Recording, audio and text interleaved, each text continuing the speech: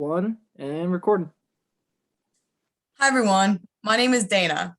Today my team and I will be talking about the film Major League and how it associates with concepts we learned in management this semester. To start off, I will talk about the movie and give a brief summary of it to get a better idea of what it is. The film is about a woman named Rachel Phillips who married an owner of a baseball club for the Cleveland Indians team. Unfortunately, he passed away, so now she is the new owner of the club. She got a deal to move her team to Miami with a brand new stadium. However, she is still in the lease, but she can get out of it under one condition: if the team loses, specifically gets in last place. Since Rachel wants to be in Miami, she decides to create the worst team with people who have all sorts of personal issues. With a horrible team, the audience will be lowered as well, which makes it more likely the lease gets changed.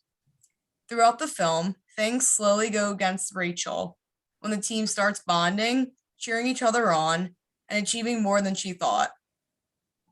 So the question is, will the Cleveland Indians pull out a win after going 34 years without winning a division title?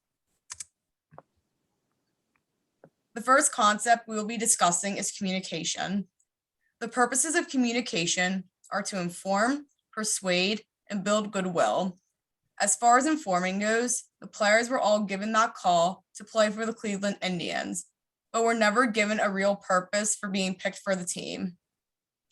This goes with persuasion too, since they were all hesitant at first, but decided to play anyway. It is important to know your audience. When Rachel selected those people to play on the team, she only looked at the bad qualities about them, but never realized what they were truly capable of after facing so many obstacles, but having a supportive team to help them through it. This relates to value as well, since Rachel saw these players as people with no value, who have completely different interests outside of baseball or have a difficult lifestyle resulting from past events. As far as what is in it for me theory, Rachel takes advantage of this by putting together the worst team so she can move to Miami. She would be the only one happy with the team losing because she gets what she wants. Relating to the players, they got mockery out of this. Rachel clearly used their weaknesses to her advantage and against them. On to building goodwill, which is defined as building a business based on trust and integrity. Rachel failed to do this because after the coach found out what her true purpose of this team was, he did not trust her anymore, along with the players. In business, it is important to be able to trust everyone, and if you can't, it will not operate well. This flipped on her when the players believed in each other, united, and showed that you can accomplish anything when you work together. The Cleveland Indians built the brand back up, and now people are more excited to watch them and are more confident in them winning.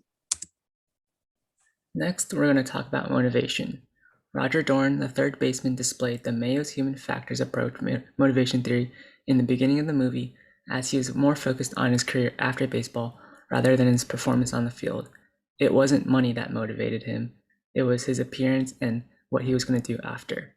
Rachel Phelps had a motivation to tank the season for monetary reasons as well, and she purposely tried to decrease the team's morale throughout the season.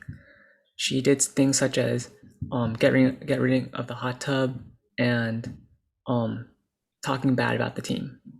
Another thing, next is change. Internal change occurs when Phelps' plans are leaked to the players and Coach Brown motivates his players with a cutout of the owner.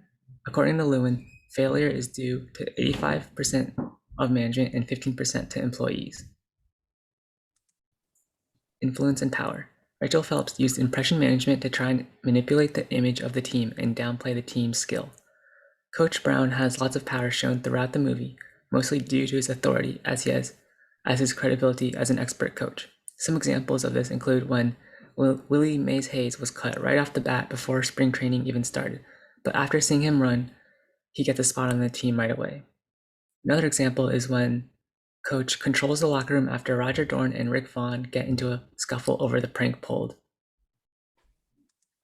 All right, so next I'm going to talk about leadership. So Coach Lou Brown was very aware of both the strengths and the weaknesses of his team. And as a result, he coaches players to play up to their strengths. So in this GIF right here, you can see that Coach Lou observed that while Willie Mays Hayes was the fastest player on the team, he was a very poor hitter who couldn't stop hitting foul balls. So he determined that his role on the team was to steal bases, which turned out to be very big in the championship game. Brown also used a supportive leadership style and was a transactional leader for his team. He monitored his players' progress throughout the season, and as I stated before, clarified each player's role on the team. He also used more extrinsic motivation for his players instead of intrinsic motivation.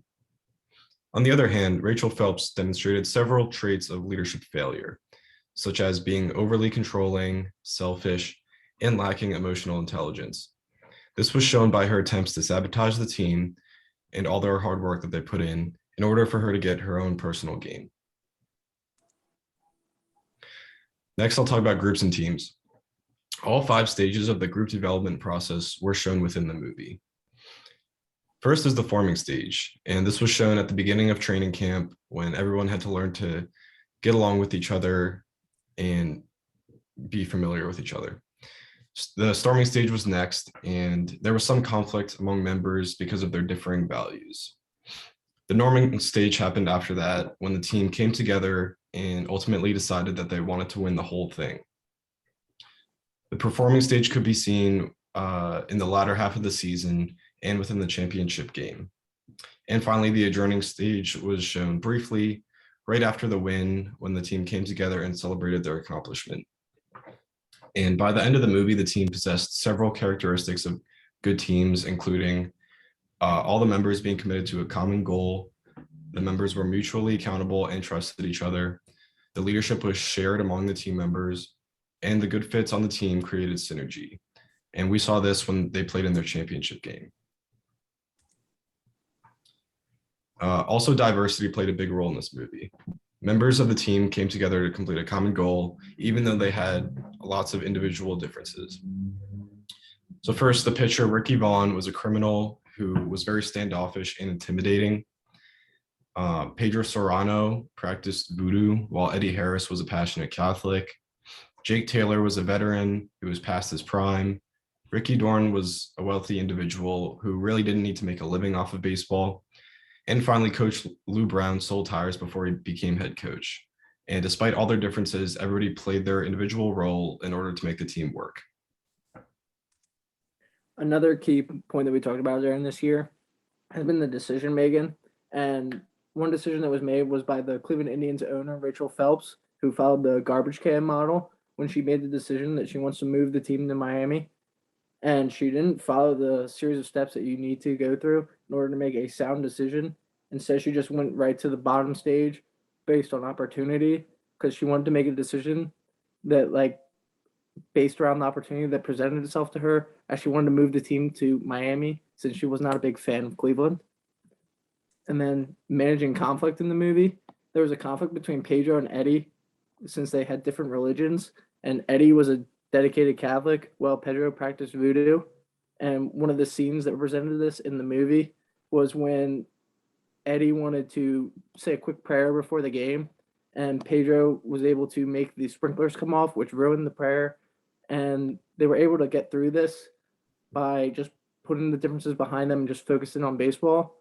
And the cause of this conflict was because Pedro and Eddie had such different personalities, and it caused them to not get along the best.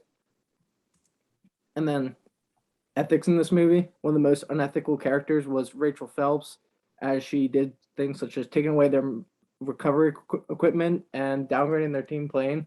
But the one that I want to focus on is when she exhibits machiavellism. And machiavellism is when people who are in the boat believe that the end justifies the means and they act in their own self-interest.